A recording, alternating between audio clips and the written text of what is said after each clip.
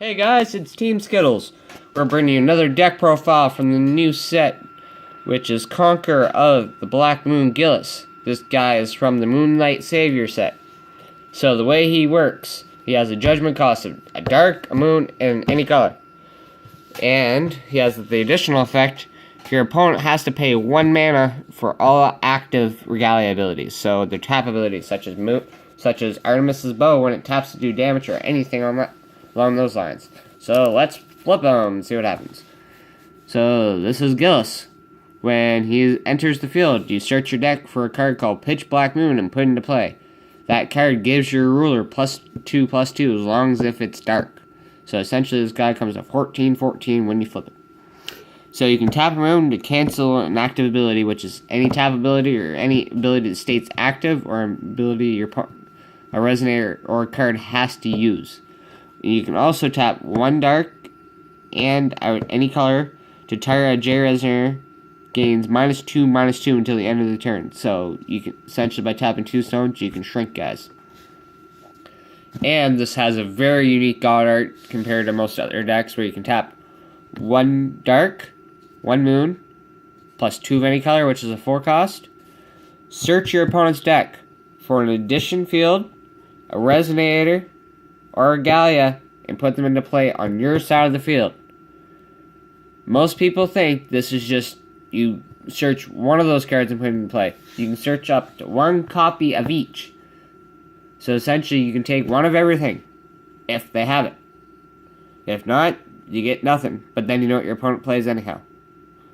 So essentially that comes into very handy, especially for mirror matches if you want to steal shit from your opponent, or Regalia. Or if you're playing against something like Valentini and you want to steal like their last Regalia that you know they need.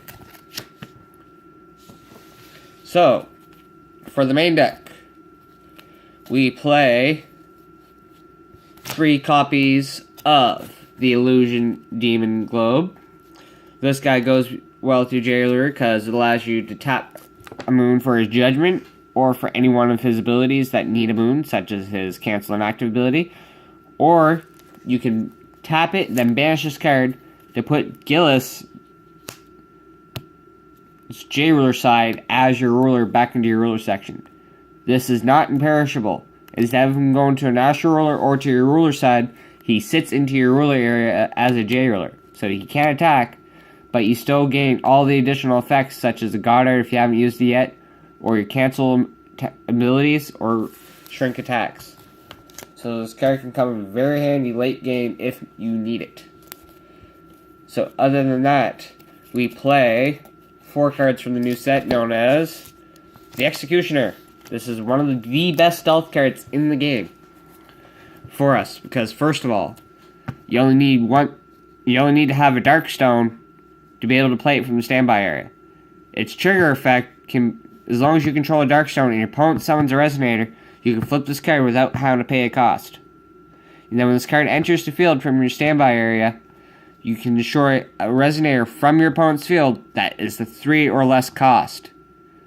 And guess what, guys? This is half of most people's decks, such as mono reds or anything along those lines for swiftness. So for other cards like a 1-drop, we play the Scorn of Alice. Obviously, you want to play this to get rid of resonators from your opponent's hand.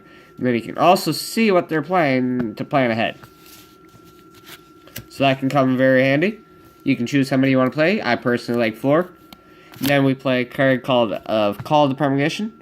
This is a 1-drop card which can add a resonator from your graveyard back to your hand. Also has the Awakening ability that you can tap a moon and 1 additional stone to search for a dark resonator from your deck and add it to your hand.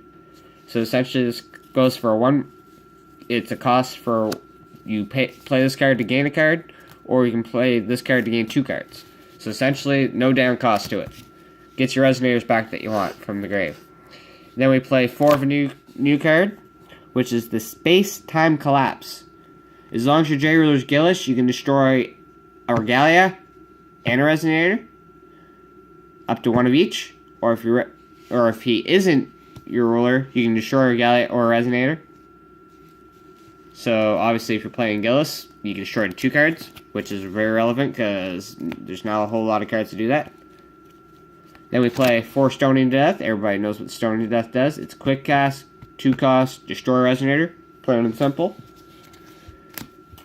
Then we play 2 Freyas. She's a 2-drop with 5/5 with a 2 cost for Awakening, which can kill any Resonator you want, and also other shadows you control gain 2/2. So if you got these both on board together, they become 7/7. And whenever this card deals damage, you gain the life equal. So if you attack your opponent for 5, you're gaining 5, which is one of the many reasons why we play it. So then we play another card which is similar to it, which is Demon of the Black Moon Lilith. She's a 2-drop like the other one, with an awakening cost of X. So the way this one works, you pay X number of stones to destroy a Resonator of that cost. So if you pay 1, you can destroy a level 1 Resonator. But this has an additional awakening effect where if you tap a moon for the cost of the awakening, you gain, this card gains attack equal to the Resonator it destroys. So if you pay this, and if there was a moon involved, you gain the additional effect. And guess what? We're playing a moon dot deck, guys, so you gain the effect almost all the time. Then we play Pitch Black Moon. We play 2 of, because obviously if you come in your hand, his flip effect becomes pointless, so that way you can always mulligan 1 back. And instead of him just becoming 14/14, he'll become a 16/16 beater. Other than that, this card's useless for any other deck that doesn't play a non-dark ruler. And you can also pay a stone to discard a Resonator to add a Resonator from your graveyard back to your hand. So if you want to discard Lilith or something like that to gain back one of your better costly cards, go right ahead. This card states you can. Then we play 4 Scorn. This is a 3-drop 7/7, which is nice stats. And also when it enters the field, your opponent loses 400 life and you gain it back. So therefore, this can make the difference if you're about to die on your next turn or not. And then we play a new card which most people don't really pay much attention to, but I like it because it combos well with your spells, which is Hunter of Souls. Whenever Resonator leaves your opponent's field and goes to their graveyard, they take 200 life and you gain 2. So anything like space-time collapse, dying from battle, or stoning death or anything such as that, you can gain life without even having to attack and doing damage. Then we play a new card known as Demonic Hunter. This is a 3-drop with flying, 6/6, and whenever he does damage to your opponent, he has to get rid of a card. So unless they block this guy, you can start gaining some card advantage on your opponent, which is very significant with this deck, because you always want that card advantage. Then we play last 3 of, which is Arthur. This gives all your other Darkness Resonators +2/+2, so it bumps up all your guys. It's a 4 cost though, so you gotta play it properly with all your quick cast cards.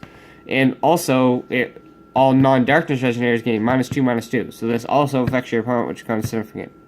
And if he's in your graveyard, and there's Resonators in there you don't want, you can remove 3 Resonators to add him back to your hand, so essentially you can recycle him. So, to be honest, I wouldn't play 4 of him, but 2 to 3 work. 1's just not enough, because you want to get 2 of these guys on board so you can stack their effects, obviously. So now we're going to move on to our stone deck for this guy. It's pretty basic. We're playing Mono Dark, we play 6 Mono Dark stones. And then we play a stone from the new set, which helps you generate more moons, which is Black Moon Memoria. Tap it for a moon or for a dark. Pretty standard considering you playing a moon deck. Other than that, that's the basic build for the deck. Any comments or questions or things you'd like to see maybe changed in the deck, comment below. Subscribe. We have a lot more deck videos you guys can check out. Other than that, have a fun day and come play some Force of Will with us.